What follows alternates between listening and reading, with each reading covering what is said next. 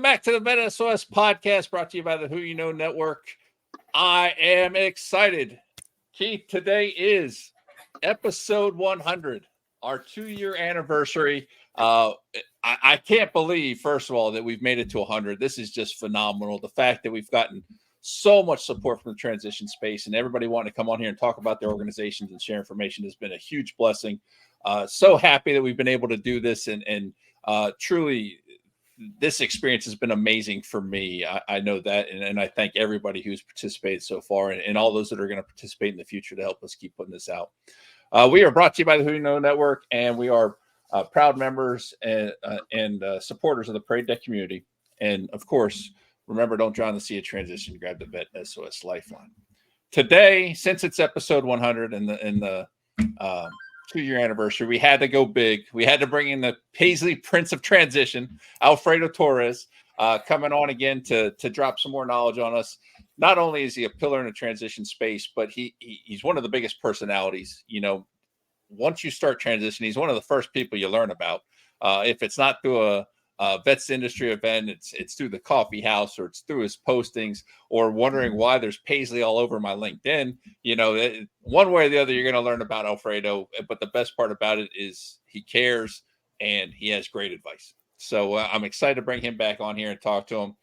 Before we do that, got my co-host here, Keith Cassant, joining us. He's sitting in for Eric, who's out on a mission. As you know, Keith is the Band-Aid ripper of transition, dropping the truth bombs on us, the bearded wonder of truth bombs. Absolutely love that. How you doing today, Keith? I am living the dream as always, Shawn. It's an absolute honor to be here, especially for the 100th. I'm so sorry that Eric couldn't be here for it, but I'm absolutely honored and humbled that you would consider me for being able to fill in for him. So thank you so much for having me, and I'm excited for this one. Alfredo is a legend amongst the transition space. Oh my God! Please, flattery will get you everywhere.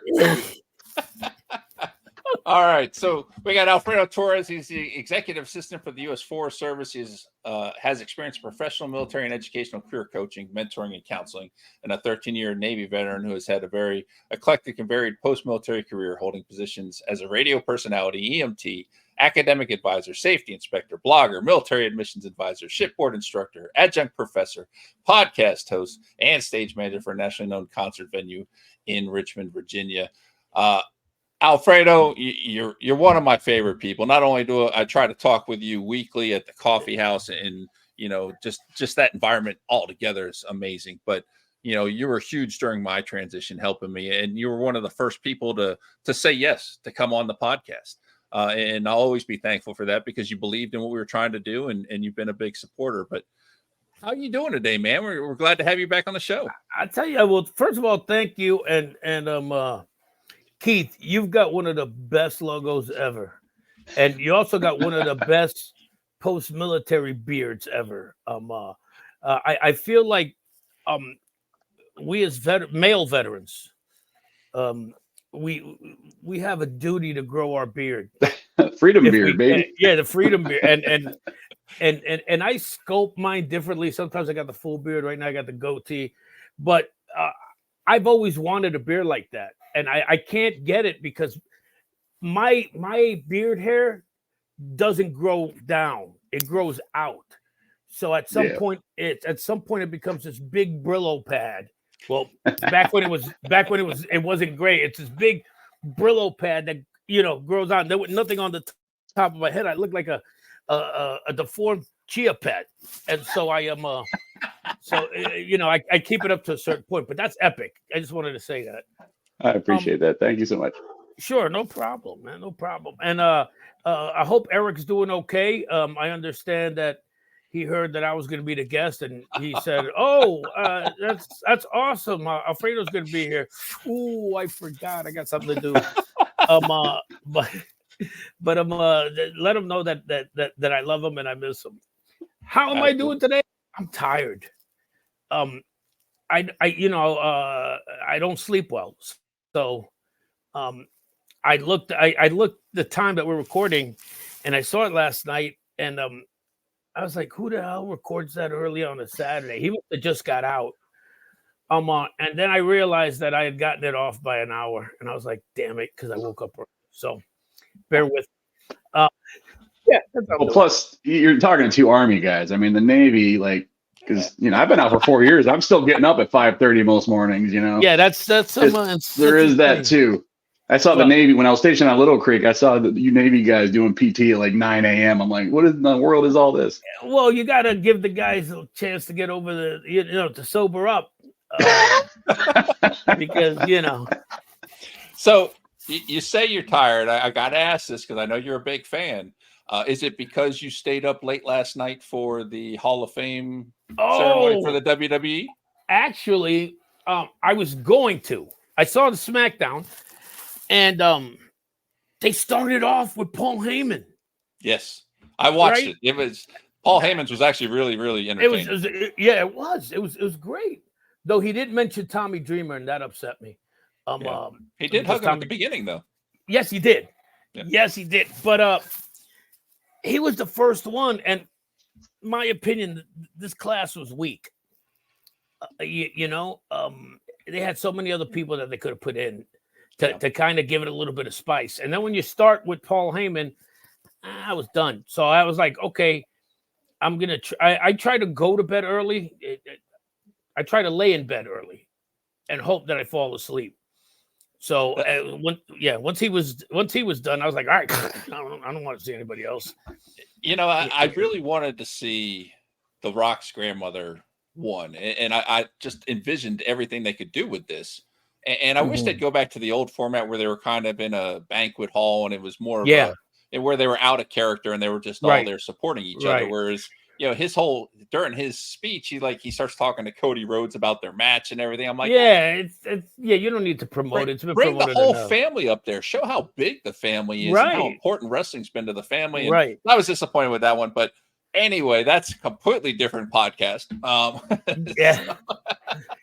Book me on that one too. I know a little bit about wrestling. So anyway, wait a minute. Uh-oh. Just let you. I got this in since Paul Heyman. Censor button ready. No, it's not. So back when EC, can you see it? Yeah, I have the CD actually. Yeah, is that Brutus? No. That's Sandman. Oh, okay. Yeah. So back in the day, I was a big ECW fan, and I got the CD, and I periodically check to see if there's a bunch of albums that I want because I collect albums, and friend of mine hit me up 4 days ago and said, "Hey, have you seen this?" And it was in LP form. And I was like, went right after we finished talking. We ordered it, man. Nice. So, all right, so let's talk a little bit of transition. That's what we do here. Right. So, obviously, you're the vice president right now of the vets industry. You know, doing a lot there as always.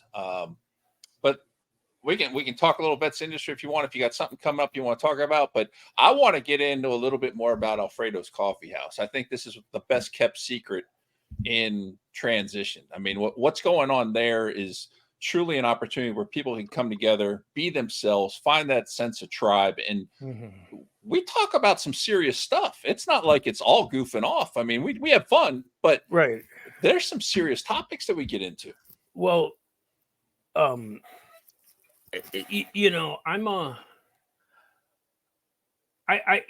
anything I say that's wrong, call me out on it first off, because I again, like we were talking right before you start recording, a lot of people come to me for advice or come to me for help, and then they never get back to me. It's like I tell them all this, and then I find out, years later, oh man, it was great advice that you gave me. I was like, oh, that's awesome, but A, I forgot you. B, I don't remember what I said to you, and in that time, all I did was grow my paranoia because I never heard back, and so now I think I gave you bad advice, and you just didn't want to talk to me anymore. So if I say anything, just be like, whatever. So I approach everything after this. Yeah. Oh yeah. Please, let's get a fact checker in here. so I try to approach everything with a sense of humor, right? So and I joke about a lot of things. Humor has gotten me through some really, really rough times in my life. So when I started the coffee house, Hope White, who's amazing. If you're not following her, follow her. She does some great stuff, especially in the federal space. She had saw something in me and was trying to get me to start. We call it the coffee house. Essentially, it's a chat room. And she had tried for months, and I was like, "Yeah, no, I used to do podcasting, and I'm at a point in my life where I don't like anything being scheduled. I don't like repetition. So the idea of having to put out a podcast every week and try to get a guest and the rigmarole, you know it, right? I did that for 3.5 years on a zombie podcast, which is what I had at the height of the zombie craze. Which, by the way, if you ever want to talk about that, we can talk about that too. But the demands of it, especially when you're not getting paid, the demands of your audience after a while just gets on your nerves. The audience expects something in order to be successful, you have to have that repetition and that constant. And I just got tired of it because after a while, doesn't matter what you get, especially if you're getting it for free. After a while, you start to put demands on it, and it's easy to start to get overwhelmed and to start to feel like you're not being appreciated.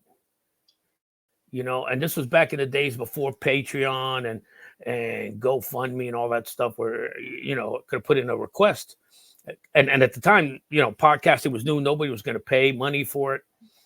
So after 3.5 years, I got out of it. So to make a short story long, so Hope knew of my podcasting. I'd been appearing at the VET S.O.S industry networking events and using my energy and my humor to kind of get people in to participate, to be excited about it. And so Hope said, "Yeah, we should start this." And after a while, it bothered me enough, and I'm gonna be like, "All right, let's do it," and shut up. And we said we would do it just till December of that year, because I don't know what are we on, second year of it, going on to third. And every Sunday we would get the goal was to discuss openly and honestly about transition problems. Okay, about resumes, about interviews, the things everybody does, right? And just like when I was in the transition space, working as a transition provider, that's what I did. I networked, I helped you with your resume. But just like that, I'm a caring person. And so it's only a matter of time before people start to open up to me. And Shawn, is, as you know, Keith, you might know, I'm open about everything that's ever happened to me. Okay, the depression, the PTSD, suicidal thoughts, homelessness, molested, you name it, I'm open about it because it's happened to me. And I don't talk about that stuff for the, oh, poor me, pity me, show sympathy on me. I talk about that stuff because there are people out there who've gone through it. And the reality is, with any of that stuff, even though in your mind, you're not the only one. For me to tell you that I was homeless, yeah, how many, homelessness with veterans is a problem. But as I'm going through it, I don't want to talk about it. I feel like I'm alone. Why? Because of the shame, the stigma, all of this stuff. Same thing with suicidal thoughts. Same thing with admitting I got PTSD. Same thing with the being molested. You feel like you're the only one, and nobody can understand, and nobody cares. And so when I was working in the transition space, it didn't matter what you were doing. You know, oh, Alfredo, I need help with a resume. Okay. What's your address? I don't have one. Why don't you have one? Because you're homeless. All right. I'm homeless. All right. Well, you know what? Don't worry about the resume. Let's talk about this. And so I slowly started to get into the mental space and the mental health space. And in the coffee house, we started with the transition, but just like when I was working in transition, we started to get into deeper issues. And people were able to open up, able to take away things. The format of it, which is, you know, Sunday noon to 2 p.m. Eastern Standard Time. The format is I start with a topic, and then it's just a regular conversation flow. You know, and the topic could be anything. Literally, I come up with the topic 5 minutes before I connect, because I don't like to put too much thought into things. It's true. I mean, you know, I'm not going to sit here and say, "Oh, I've got a team of people and I prep for it." No, man. I wake up, I sit there, and go, do I really want to do this? No, I got to. I get that obligated feeling that I hate so much. I take the deep breath and I look for the link because I don't have it saved anywhere. I look at old emails and I get the link. I connect. I have to register every week. And then it's like, right as I got the picture saying, you know, your mic works, the camera's working, you know, log in, go to. I said, what am I going to talk about? You know, and it's like, I got to go to the bathroom. Bam. I'll talk about how long are you willing to hold it in before you go. Right. And then, and so that's the conversation. How long, you know, I got to go to the bathroom. And I knew I had to go and I waited. Now I got to go.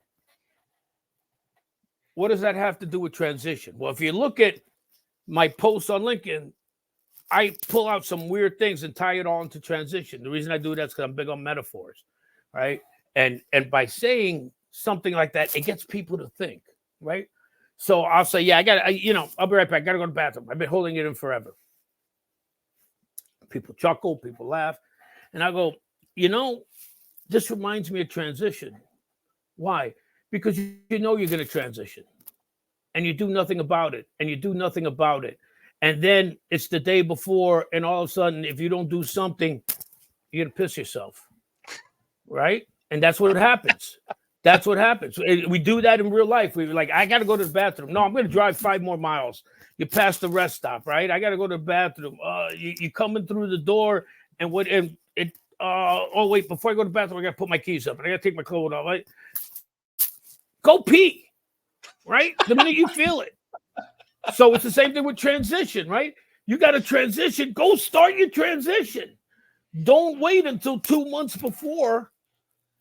And all of a sudden, you don't have a job. You haven't worked on a resume. You don't know where you're going to live. You haven't talked to your spouse about post-military life. You know, all of this stuff that comes rushing out of you. And just like when you piss on yourself, it makes a mess.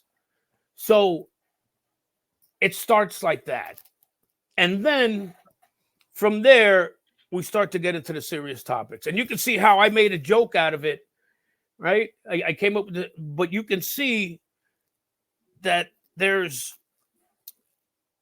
room to start to get serious. Right.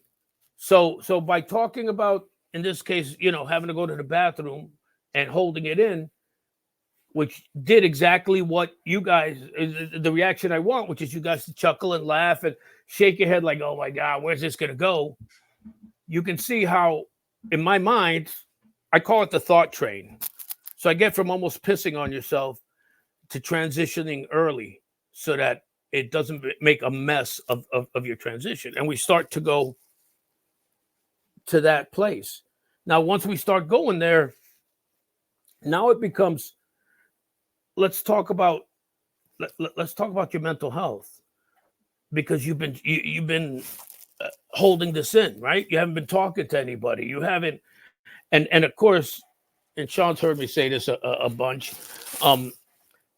You know, we as military members, military veterans, you know, we're taught to keep it all in, right? Because now both of you guys retired. I didn't retire. I just did 13 years. But as senior leaders, you can't show me fear because I'm supposed to follow you, right? You can't talk about being scared, right? You can't show feelings for losing your teammates, those under who you were responsible for, right? So now that's stuff you keep in. And now we get the stress of transition. Both of you have transitioned. You know what it's like. And you don't talk about it. You don't talk about how nervous you are to get out into the real world. You don't talk about what's going to happen to my tribe, or am I going to have a tribe? Am I going to have a group of people who can understand me? You don't talk about the things that you've been through because, again, are people going to understand you? And so we get that. And of course, as we're doing this, I drop a bunch of jokes. I make people laugh, but it allows them to open up. And once they open up, then once you open up, the healing can start. That's 100%. I'll tell you what, if you haven't gone to it, you need to go to the coffee house. It's a phenomenal thing. But I want to change the topic. And Keith, okay. I know you got a question. Not a question, but before you do, I just got to say this because I love analogies too. I use them a lot in the military transition Tuesday, transition tip Tuesday post that I do. But I love it because the pissing on yourself, because when things get dark, drink more water. You can use that one, Alfredo. That's all yours, brother. Look at that. That's all yours, brother. Yeah. That's, you know what? I'm going to find a way to use that. If I remember, because again, by the end of this podcast, I was forgotten it. But that's awesome.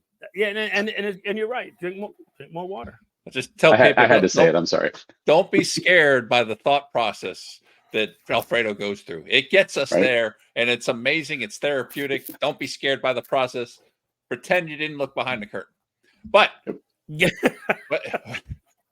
since we spent time on wrestling, we lost a little bit of time. We only actually got about 5 minutes left. Holy crap! Yeah, it goes. You know fast, what, man? Yeah, how's this? I don't know if you can do this or not, but it's the 100th episode. No, don't edit out. It's the 100th episode. Why don't you just throw the time limit out the window and let's just go where it goes? I don't know if you can do that or not. Unfortunately, we can't. But we'll have to do that for 200. Okay. Yeah, then edit out the wrestling part, which is sad. But well, it'll confuse some people anyway when they see the episode. Like wrestling, what? Military transition score. This is something new that I've heard you start talking about. The first time I saw it was a post you did over Burbiz. So tell me about this. What are you trying to do with this thing? Okay, again, going with metaphors, right? We understand what a financial credit score is, right? We know what we have to do to get it up. We know what we have to do. We know what we've done to keep it, to get it low, right? And just like with a financial credit score, the transition credit score is a way for you to honestly assess where you're at in your transition. Okay. And we don't give a numerical score. I haven't gotten to that point yet. And if somebody's listening to this and develops it, you owe me money because it's my idea. You can go screw yourself. So it's poor, good, and excellent. That's it. Right. And it's based on time. So I have a layout of when you should start, and the minute you hear about the transition score, the transition credit score, you get the timeline. So you already know what you have, right? So I got 6 months left, and I just hear about it, and then I look at the timeline. Where am I at 6 months? As I follow the steps, as I've looked at the steps, I'm in bad shape. I haven't done anything. I got to get hopping. Or I look at, if you're smart and you start early, I look at 48 months. Right? Have I started doing what should be done in 48 months? Yes. Well, my credit score is excellent. My transition credit score is excellent. And I have a timeline now where I can continue to keep it excellent by just following the timeline. So that's what it's all about. And I think, again, being a lover of analogies and of metaphors, I think once I heard that, and credit to Kingsley, and I can't remember Kingsley's last name, but he talked about a personal credit score. And then that gave me the idea for the transition credit score. So I got to give Kingsley props. Do me a favor, Shawn, just somehow when you put the description, put in Kingsley's last name, because I got to give him props. Absolutely. I'm already mulling over ways that I can come up with this number system for you. So maybe we should connect again. And I'm serious. I'm already thought of an Excel spreadsheet where I can type in the formulas and we can put in the things, the dates, and it'll spit out a score for everybody. We can make this happen. I know we can. I like the way you said that. It's still my idea, so it'll be 75. Well, I'm not trying to steal your idea. 75-25. I'm trying to. I'm letting you know, Keith, that I'm open to it, and I don't want you to walk away without compensation. But it's 75-25. Okay. Fair enough. And then as it shows its value, I'm not a greedy guy. We can go to 70-30 and eventually we'll get to 50-50 if it works. But if it doesn't, but if it doesn't and we only make $100, I'm getting 75. Sounds good. All right. So it's Kingsley Scott. Kingsley, thank you. Thank you. Then edit out all that other stuff and say, hey, Kingsley Scott gave me the idea. So he doesn't realize that I don't know his last name. And then he's going to be just like, his portion cuts into your 75, though. I'm staying firm on my 25. So no, I'm just going to give him $10 and some resupply Ariel coffee. There's a name drop. Potential sponsor. First one's free. And yeah, that'll be it. I'll give him a supply of that and go drink your coffee. Thanks. So what real quick, because we are coming down to the end here. What made you want to do this? I mean, you got the idea kind of from what Kingsley was talking about, but what made you want to put this together? Easy, another way to help people. Again, it's the metaphor thing. How can I come up with a new way for people to benefit, to understand the importance of transition, the importance of starting early, the importance of avoiding everything that I went through when I transitioned. And everybody gets a little bit of my story. When I was big on Veterati, a mentoring site, my tagline was, I did everything wrong during transition, so you don't have to. All right. And so that's it.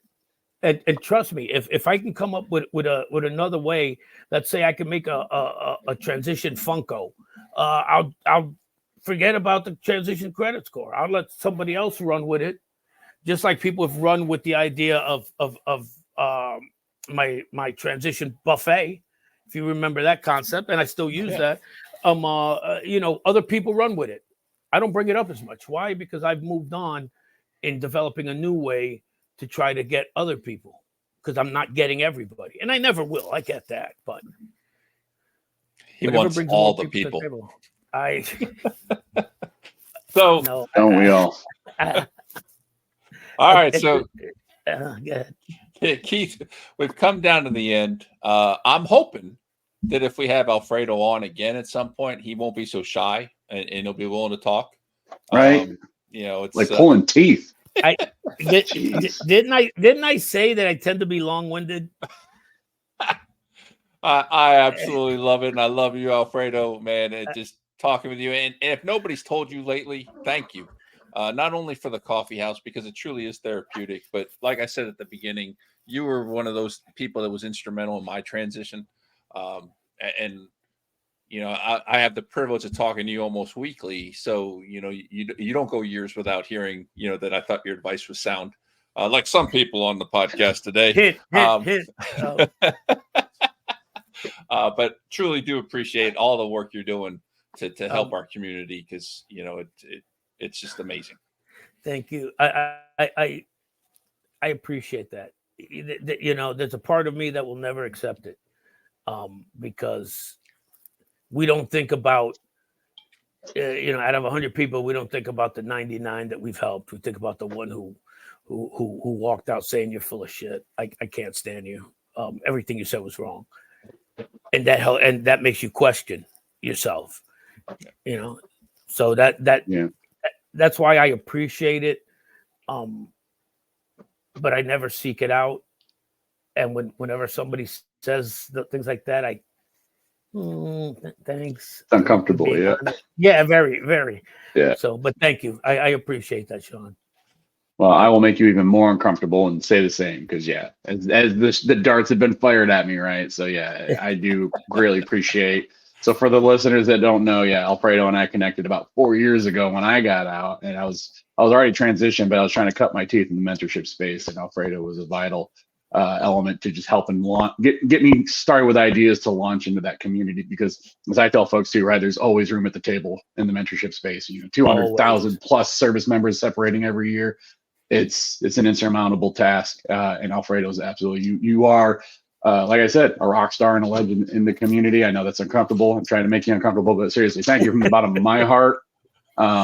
Because for real, like you've helped more folks than you would ever imagine. So even though that one might walk away, I've always said the opposite. I'm like, if I can help just one, right? And you've helped millions. I would venture to say at this point, you are out there, you're doing awesome stuff, brother. So keep it up. I so appreciate that. And at the end of the day, I could quit all this today knowing that I got 2 people who are carrying on and helping others, because it is about helping one, right? And if I've helped, I've helped 2 who've said there and just on this podcast. So you know what? I'm done. I quit. Thanks, guys.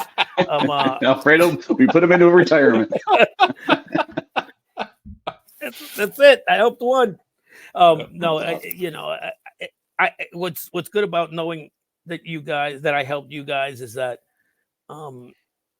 it continues, right? It feeds on itself. And I always, growing up, was worried about never being remembered. Being the unmarked grave in some graveyard that nobody comes to visit, overgrown with weeds. But the reality is, if I helped you guys and I inspired you guys, and you help other people, well, my legacy lives on that way. Absolutely. So, okay. All right. End the show, Shawn, because I'm going to just keep yapping. Take it home, Keith. Well, real quick, what's the best way to get in touch with you, Alfredo? 30 seconds or less. The coffee house. That's it. Go on LinkedIn. All right, yeah. Go on LinkedIn and look for Alfredo the Paisley Prince Torres, and reach out. Just send me a message when you connect with me, because I want to make sure that you're not somebody from Ghana or Thailand who's trying to Yeah, I've seen those too. Yeah. All right. So everybody make sure you reach out to Alfredo. And as always, we want to thank everyone from the absolute bottom of our hearts for the support over the last 2 years. I'm fairly new, but this is an amazing podcast. So Shawn, thank you for all you've done for the last 2 years. Thank you to Eric for not being here, so I could be a part of this for the last, but no, seriously to Eric too, who hopefully see this. It's so honored. I'm honored to be able to be a part of this. Everybody I know loves doing this show, and we enjoy sharing the information about the transition space and helping those that are coming behind us, as Alfredo perfectly alluded to, right? And so, and we hopefully will be able to provide you for yet another 100 more. So as always, make sure to follow and subscribe to us on YouTube and your favorite podcast platforms. And remember, don't drown in the sea of transition. Grab the VET S.O.S. Lifeline.